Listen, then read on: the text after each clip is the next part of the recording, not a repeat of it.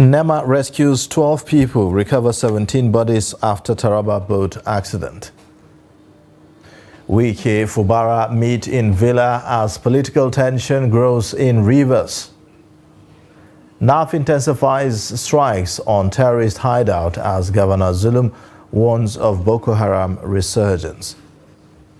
On the foreign scene, Yemen's Houthi rebels claim a drone attack on Israel. These are the headlines on Trust TV News Update at this hour. I am Ayuba Ila. Thanks for joining.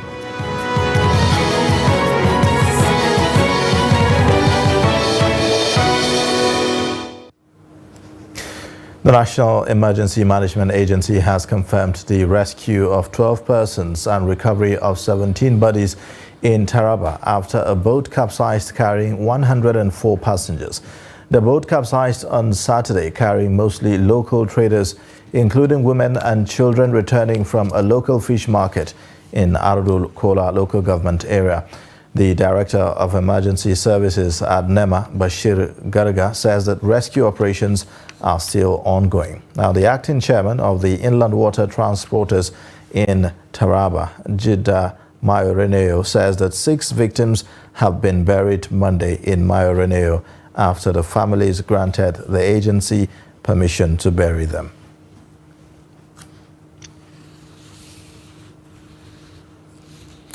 Now, joining us via phone is Magaji Hunkui. He is Daily Trust reporter who will give us an update on this. Thank you so much for joining us on the news update.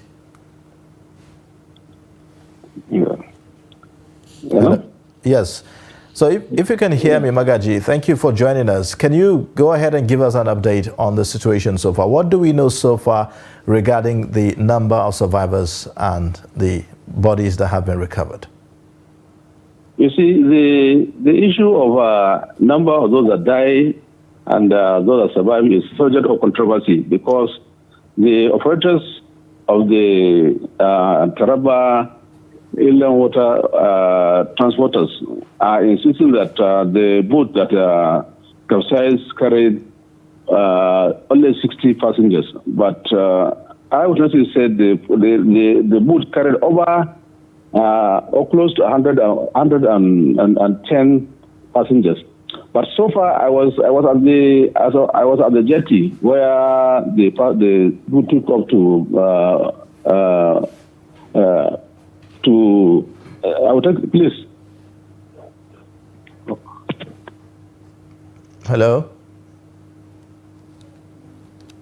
Hello. All right, it appears that we've lost Magaji Hunkui, but we'll keep tab on what's happening there as regards the rescue operations by NEMA. Now, Governor Simi Fubara of Rivers State and Nyesom Wike, his predecessor, are in a meeting at the presidential villa in Abuja after days of political unrest in Rivers over plans to impeach the governor.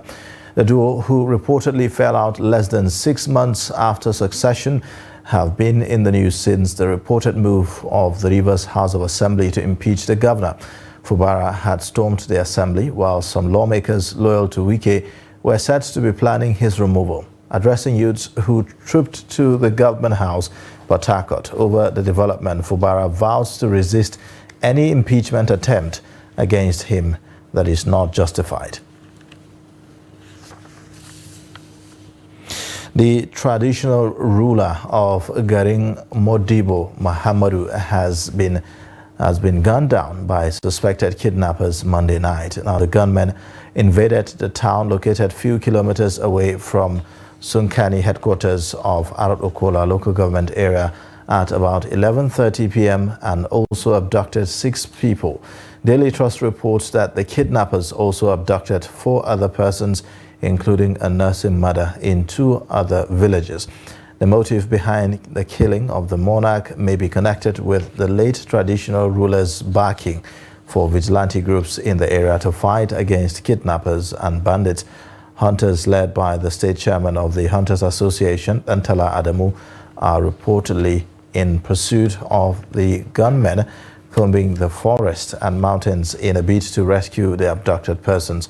Chairman of Ardo Kola local government area, Dalhatu Kau, confirmed the incident, adding that the matter has been reported to the Taraba State Government. Spokesman of the Taraba Police Command, SP Usman Abdullahi, has also confirmed the incident. The Nigerian Air Force has intensified airstrikes against identified terrorist hideouts and enclaves in Borno State over the weekend. Now, the strike were sequel to an intelligence report from land component of Operation Hadinkai on developments in the Marte area. Meanwhile, a police officer deployed to Mopol 53, Inspector Luka, has been killed by a suspected Boko Haram terrorist in his farm at Ndimi Housing Estate, Bama, Borno State.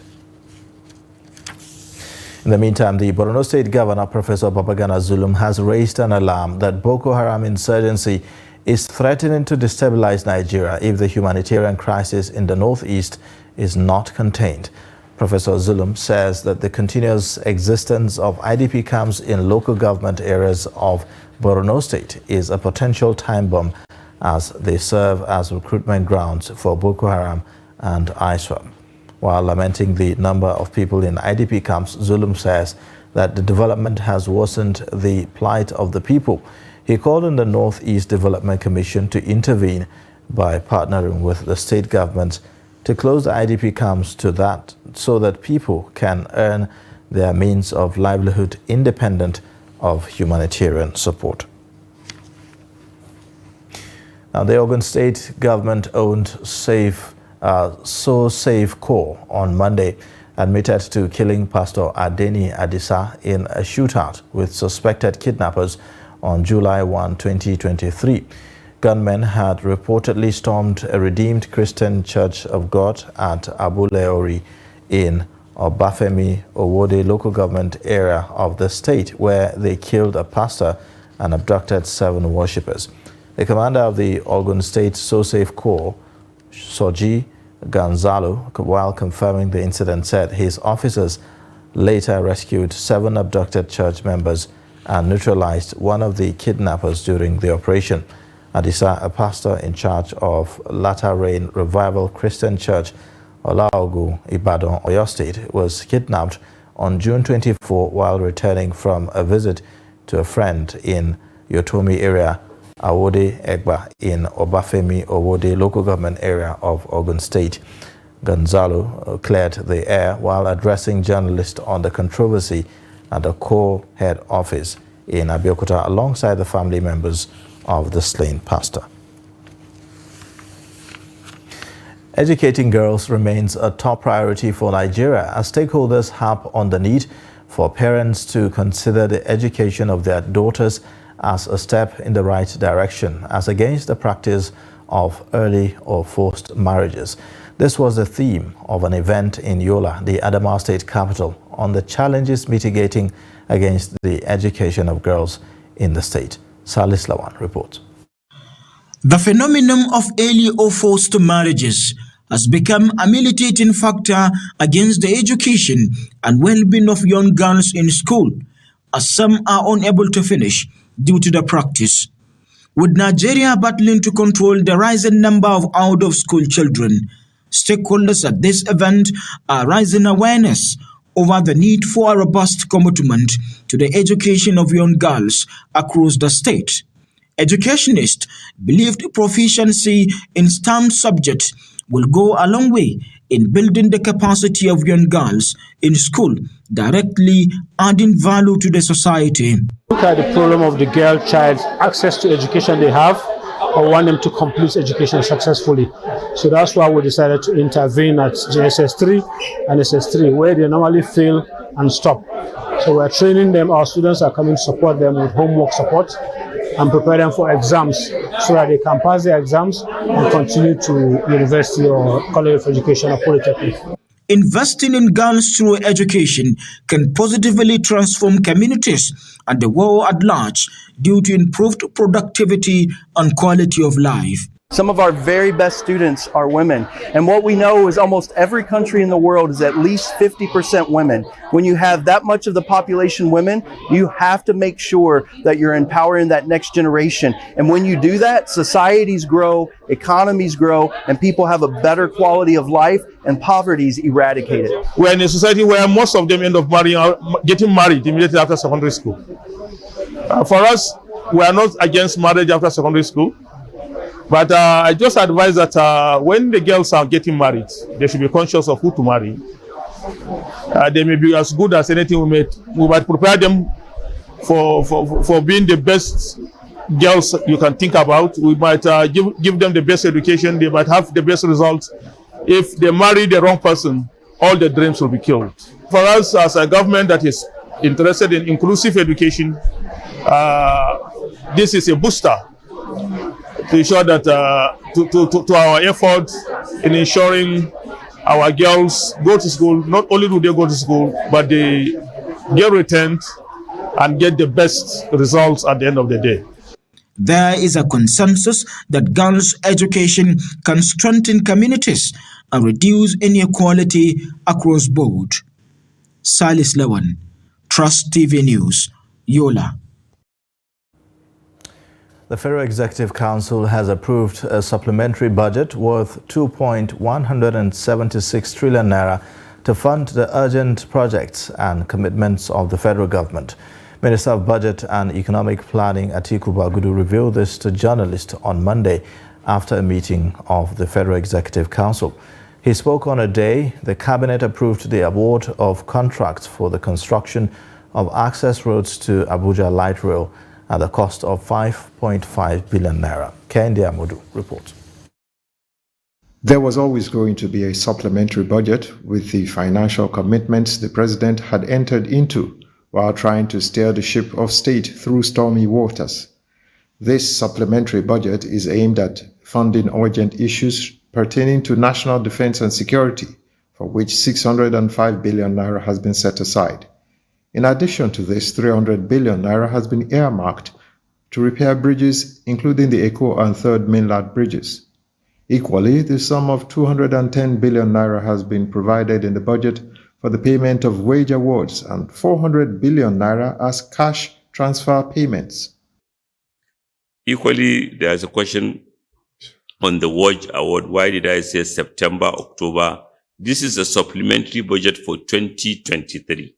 So the supplementary budget is providing money for this year. Whatever is incidental to this year, whatever is for 2024 will be included in 22. In fact, that is why this budget even became urgent, because we negotiated with Labour. They were promised payments will be made this year for some categories of the negotiation, and there was no budgetary provisions.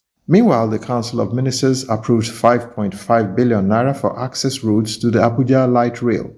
This is in addition to 100 billion naira that has been provided in the supplementary budget for urgent and immediate capital expenditure works in the Federal Capital Territory to enhance infrastructure. Council approved the award of contract for the construction of access roads for the Abuja Light Rail.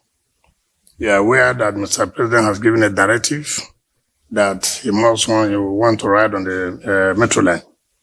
And now it will not be possible if there are no access roads to commuters, to communities around.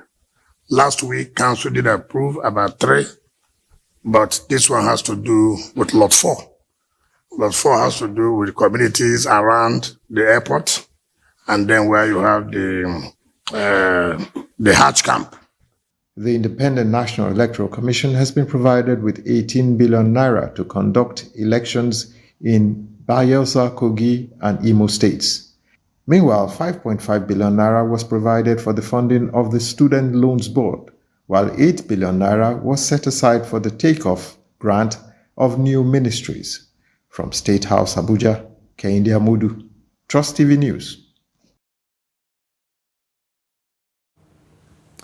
You're watching the news update on Trust TV. Coming up shortly. Kaduna residents groan over estimated billing as metering program falls short. Details and more after the break.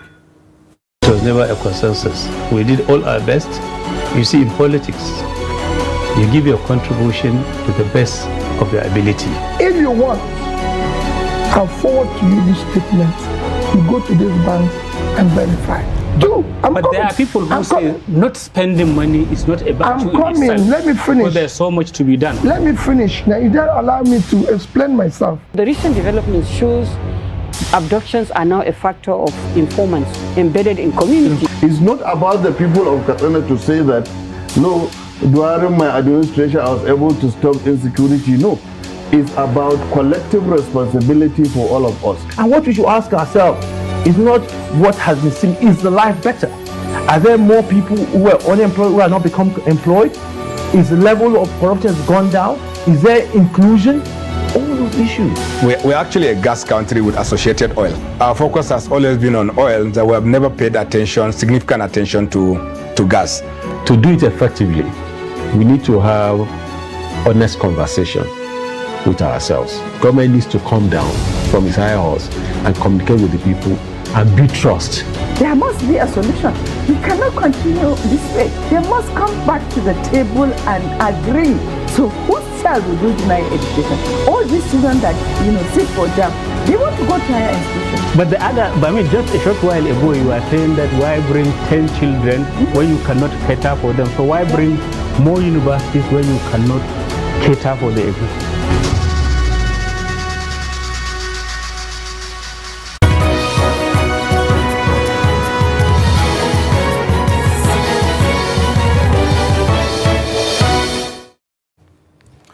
Welcome back. You're watching the news update on Trust TV. A look at the top stories again. NEMA rescues 12 people, recovers 17 bodies after Taraba boat accident. Wike Fubara meet in Villa as political tension grows in Rivers. Now let's reconnect to Magaji Hunkui, Daily Trust reporter, who is in Taraba for an update on the boat mishap in the state. Thank you so much, Magaji. Earlier we lost you, but if you were talking about the controversy surrounding the number of those that were rescued and the bodies of people that were recovered, isn't there a record, is data that can show the names of all those that were caught up in this accident? No, they don't have any data. The operators just load the boat with the passengers and goods.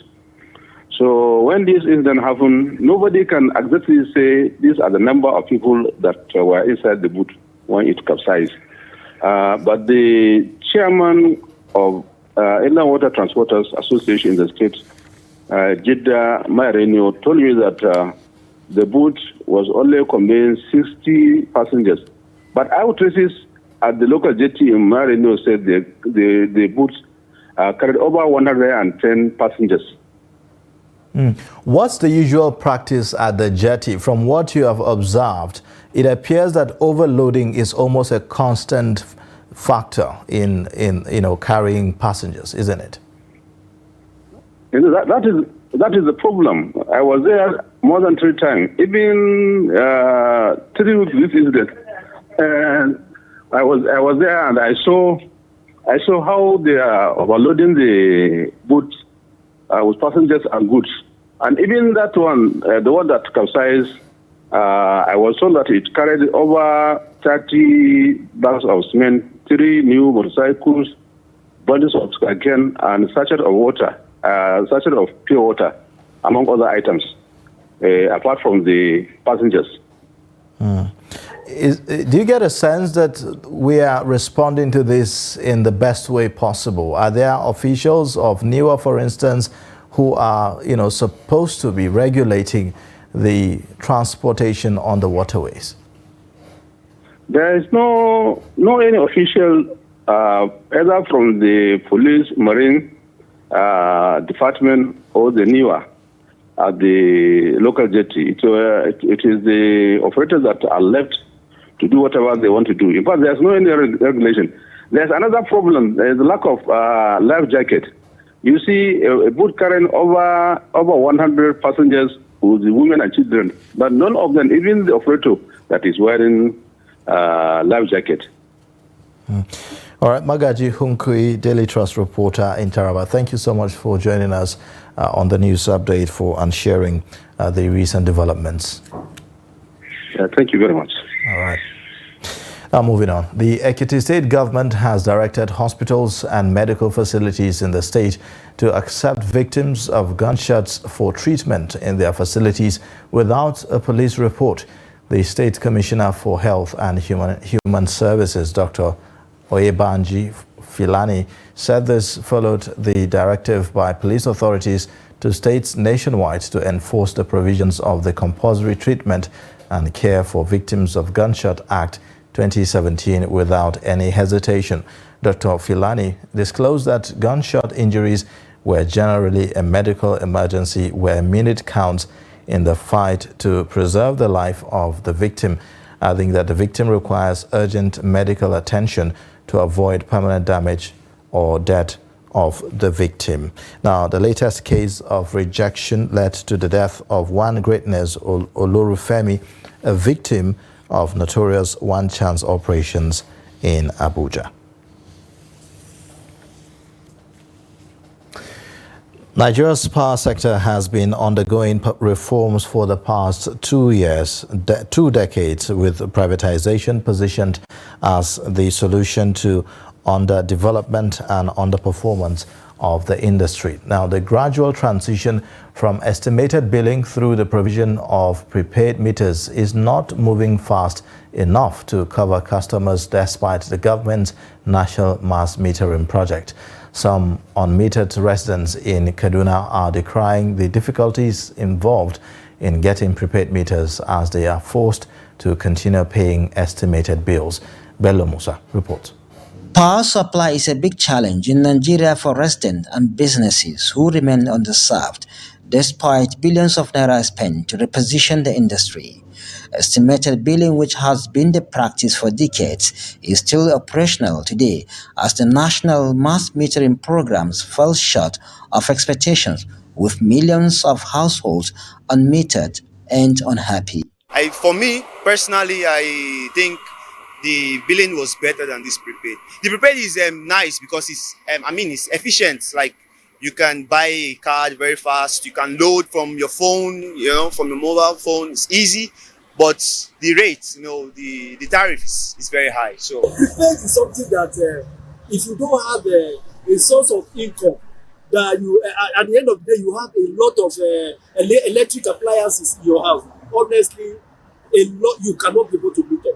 Haruna Hanapi is a small business operator who pays for electricity using estimated billing to run his business. Haruna remains unmetered because prepaid meters are hard to come by.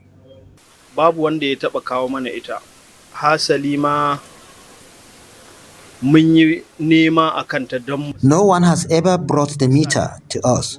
We tried to get it, but we were told that we have to pay 40,000 naira after booking, and it will reach 3 to 4 months before we get the meter. Su ma can in an kawo sannan su zo su sa mana. According to some residents, prepaid meters are still being bypassed, leading to energy theft by some customers. 50% of those using prepaid, they are bypassing. 50% of those using prepaid, they are bypassing. That's why you notice that some of those residential areas now, all those new areas, settlement, you will notice that if they want to build their meter, they will put it inside their room. Because they know in the afternoon, when the neighbors will be walking around just to check whether you bypass your meter, they cannot be able to check in. Energy thefts, either in the form of meter bypass, meter tampering, illegal connection or illegal extension of supply, is one of the greatest threats to energy accountability and revenue assurance. And the company is seriously bleeding as a result of these activities. According to reports, illegal connections have led shortfall in revenue for electricity distribution companies. In 2022, the Nigerian Electricity Regulatory Commission revealed that the total billings to consumers by the distribution companies was 1.185 trillion naira. Only 841.81 billion naira was collected, leaving a total outstanding balance of 343.50 billion naira. The multifaceted challenges in the power sector continues to linger as Nigerians hope for better days ahead. Bello Musa, Trust TV News, Kaduna. Now, on the foreign scene, Yemen's Iran-backed Houthi rebels have fired drones towards Israel on Tuesday in retaliation for its war against Hamas, according to a senior official from the group. Abdulaziz bin Habto, Prime Minister of the Houthi government, said that the Houthis, who seized Yemen's capital Sana'a in 2014 and control large swaths of the country, are part of the axis of resistance against Israel and are fighting with words and drones. Israel's military earlier reported a hostile aircraft intrusion that set off warning sirens in the area of Eilat, a resort town on the Red Sea. Israel blamed the Houthis for a similar drone attack on Friday, in which its aircraft intercepted hostile targets headed for southern Israel. 6 people were reportedly injured in neighboring Egypt when debris hit a building in the Sinai resort of Taba, just across the border from Eilat, the Egyptian army said at the time. Now, on October 19, the U.S. Navy said that it shot down 3 land attack cruise missiles and several drones.